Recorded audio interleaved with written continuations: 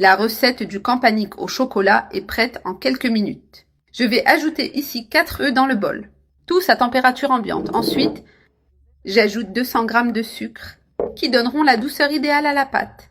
Et je vais bien battre ce sucre avec les œufs, jusqu'à former une crème claire et mousseuse.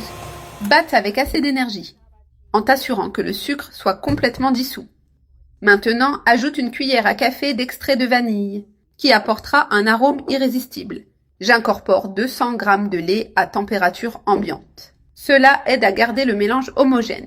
Et 100 g de beurre fondu, cela donnera de la douceur et du goût à la recette.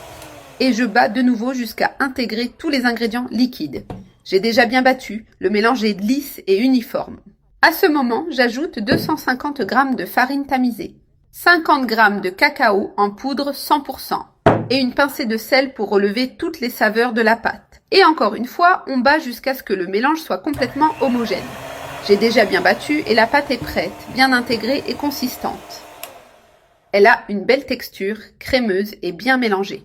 Maintenant, j'éteins le batteur et je retire les fouets avec précaution. J'ajoute une cuillère de levure chimique. Et ici, avec l'aide d'un fouet manuel, je mélange délicatement la levure avec la pâte. Pas besoin de trop mélanger pour ne pas perdre l'effet de la levure. Il suffit d'incorporer doucement jusqu'à ce qu'elle se dissolve dans la pâte. C'est déjà au point idéal, alors je retire le fouet. Je prends mon bol et je me prépare à transférer le mélange plus facilement. Je mets tout dans un pichet gradué avec bec verseur, ce qui facilite au moment de répartir. Je remplis le pichet avec soin pour éviter de renverser. Avec le pichet plein, je commence à verser le mélange dans les moules que j'ai à la maison. Ces moules sont idéaux pour des portions individuelles, parfaits à servir. Pas besoin de remplir chaque moule complètement, parce que la levure fera monter la pâte au four. Alors remplis jusqu'à environ les 2/3 de leur capacité. Et on continue à remplir tous les moules de la même manière. On les place un par un avec soin pour que tout soit bien nivelé.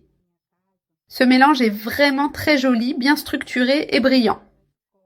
J'adore préparer cette recette à la maison. Elle est pratique et délicieuse. C'est une excellente option pour le goûter de l'après-midi ou pour la boîte à lunch de l'école. Aussi idéal à emmener en pique-nique ou pour des rencontres rapides. Ils sont tous remplis. Maintenant, je vais mettre au four préchauffé à 170 degrés pendant 15 minutes. Mes petits gâteaux en pot sont déjà prêts et cuits juste comme il faut. Maintenant, je vais les démouler avec précaution. Pour montrer comme il est facile de les démouler et comme ils sont bien formés, comme ils se détachent facilement du moule, c'est impressionnant. Je continue ici et je démoule le reste des petits gâteaux. Je les ai déjà tous démoulés et regarde comme ils sont jolis. Tous uniformes et bien cuits. Regarde ça, quel bel aspect et appétissant. Ce sont sans aucun doute un vrai délice.